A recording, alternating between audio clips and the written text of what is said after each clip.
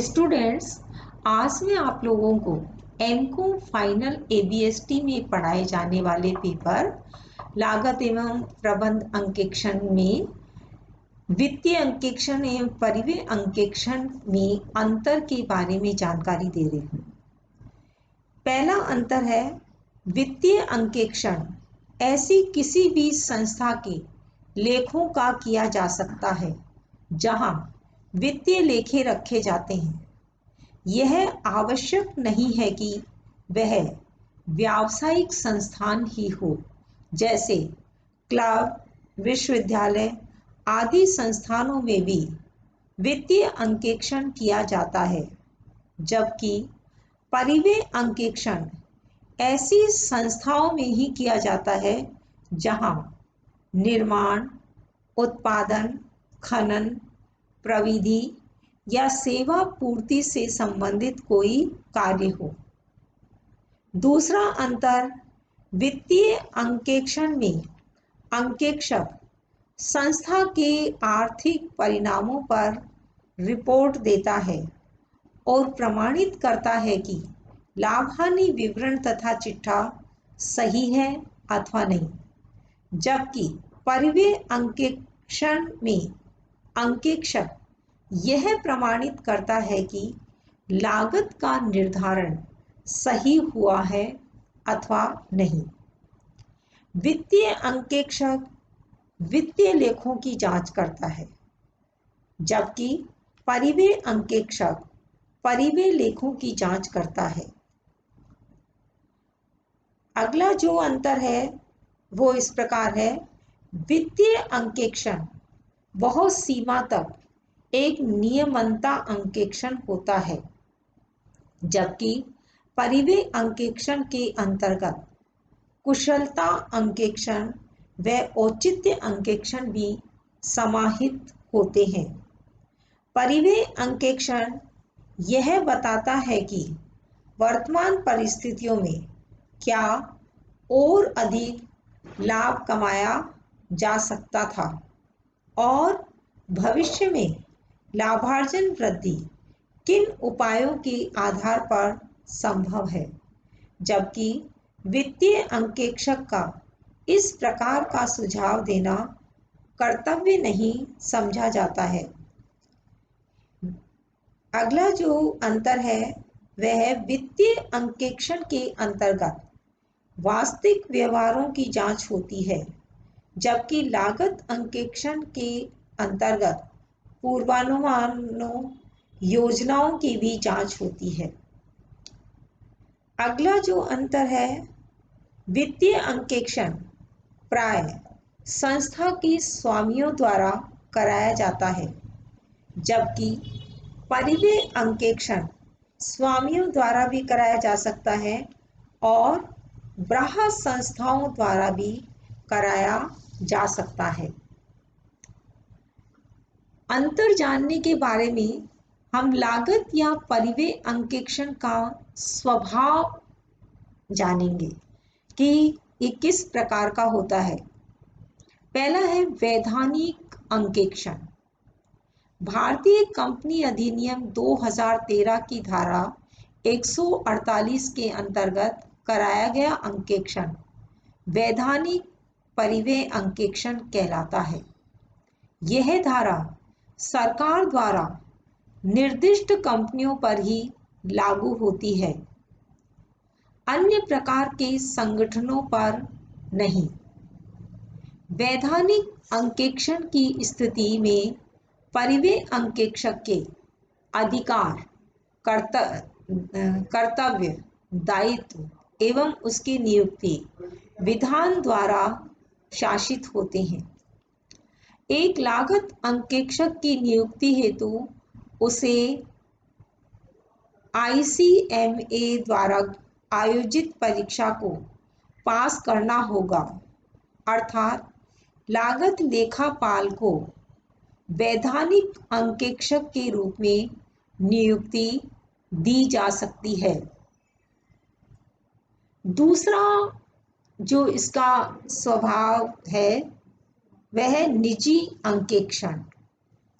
एक संस्था अपने किसी उद्देश्य की पूर्ति के लिए निजी परिव्यय अंकेक्षण भी करा सकती है। वैधानिक अंकेक्षण के उद्देश्य निजी अंकेक्षण से भिन्न होते हैं। कंपनी के अतिरिक्त अन्य प्रकार के संगठन भी परिव्यय अंकेक्षण का लाभ उठाने के लिए निजी रूप में ऐसा अंकेक्षण करा सकते हैं। स्वभाव जानने के बाद में हम लागत या परिव्यय अंकेक्षण का कार्यक्षेत्र जानेंगे। परिव्यय अंकेक्षण का कार्यक्षेत्र निर्धारित करते समय यह देखना होगा कि परिव्यय अंकेक्षण निम्न प्रकार के अंकेक्षणों में से किस प्रकार का है। निजी परिव्यय अंकेक्षण एवं उसका कार्यक्षेत्र। यदि कोई संस्था किसी समझौते द्वारा किसी व्यक्ति से अपने लागत लेखों का अंकेक्षण कराती है तो उसे निजी परिव्यय अंकेक्षण कहते हैं। यह वैकल्पिक होता है और अंकेक्षक की योग्यता भी किसी विधान द्वारा निर्धारित नहीं की जाती है। ऐसे परिव्यय अंकेक्षक के अधिकार, कर्तव्य एवं दायित्व सभी समझौते द्वारा तय होते हैं। निजी परिव्यय अंकेक्षण वैधानिक परिव्यय अंकेक्षण का स्थान ग्रहण नहीं कर सकता। वैधानिक परिव्यय अंकेक्षण एवं उसका कार्यक्षेत्र। जिस संस्था के लागत लेखों का अंकेक्षण अनिवार्यतः किसी विधान के अंतर्गत कराया जाता है उसे वैधानिक परिव्यय अंकेक्षण कहते हैं। कंपनियों के संबंध में सभी कंपनियों का परिव्यय अंकेक्षण विधान द्वारा आवश्यक नहीं किया जाता है। केवल उन कंपनियों का ही परिव्यय अंकेक्षण आवश्यक है जिनका नाम केंद्रीय सरकार द्वारा विज्ञापित किया जाएगा। जहां विधान द्वारा परिव्यय अंकेक्षण अनिवार्य बना दिया जाता है वहां निम्नलिखित बातें भी या तो विधान द्वारा निर्धारित कर दी जाती हैं या तय कर दिया जाता है कि इनका निर्धारण किस प्रकार किया जाएगा। जैसे पहला, परिव्यय अंकेक्षक की योग्यताएं एवं अयोग्यताएं। दूसरा, परिव्यय अंकेक्षक की नियुक्ति किसके द्वारा की जाएगी।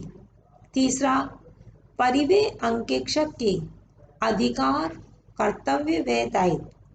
और चौथा, परिव्यय अंकेक्षक को हटाए जाने की परिस्थितियां एवं विधि। इसमें जो तीसरा पॉइंट पढ़ेंगे वो हम पढ़ेंगे परिव्यय अंकेक्षण का विभिन्न कार्य क्षेत्र में विस्तार। लागत लेखों का उपयोग केवल उत्पादन प्रविधि, निर्माण अथवा खनन संबंधी क्रियाओं तक ही सीमित नहीं रहा है। आज लागत लेखांकन के दर्शन का बहुत विस्तार हो चुका है। उसके साथ ही परिव्यय अंकेक्षण का भी विस्तार हो रहा है। परिव्यय अंकेक्षण के विस्तार क्षेत्र के कुछ उदाहरण निम्नलिखित हैं।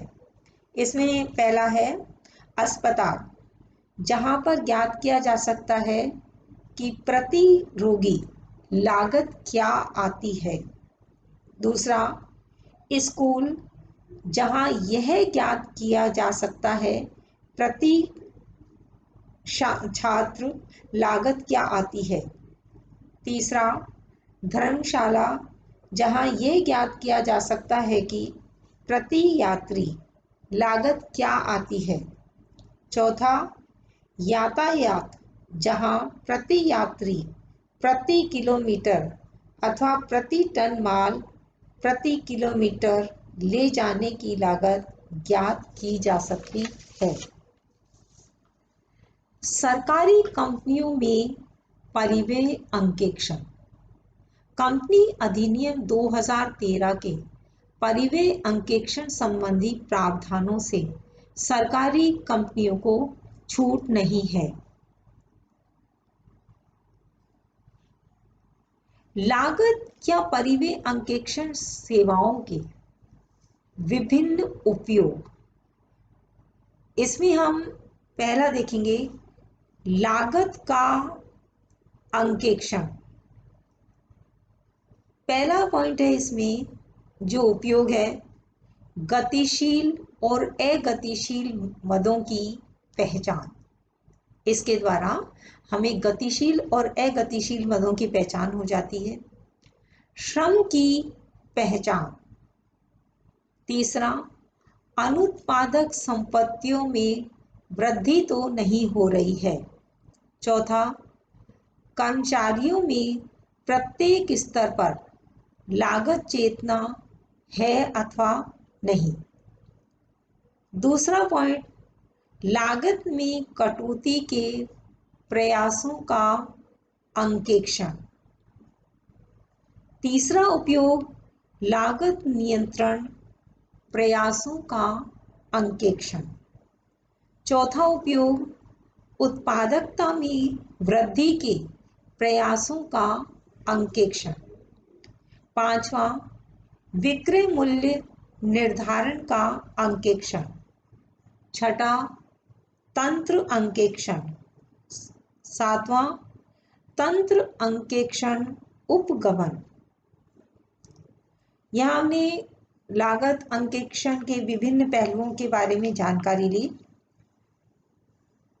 लागत या परिव्यय अंकेक्षण की आलोचना, इसकी आलोचना भी की जाती है।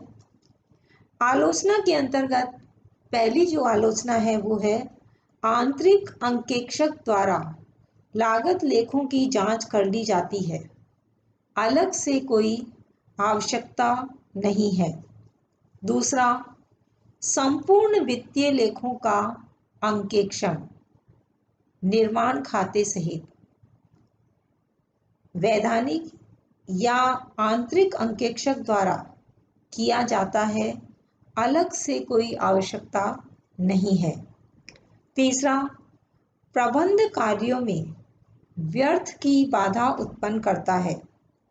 चौथा, लागत लेखों को लेखापाल द्वारा ही तैयार किया जाता है, अतः लागत अंकेक्षण की अलग से आवश्यकता नहीं है। ओके स्टूडेंट्स, आज हमने इसमें विभिन्न पहलुओं पे जानकारी प्राप्त की है। आगे इस विषय में फिर और पढ़ेंगे।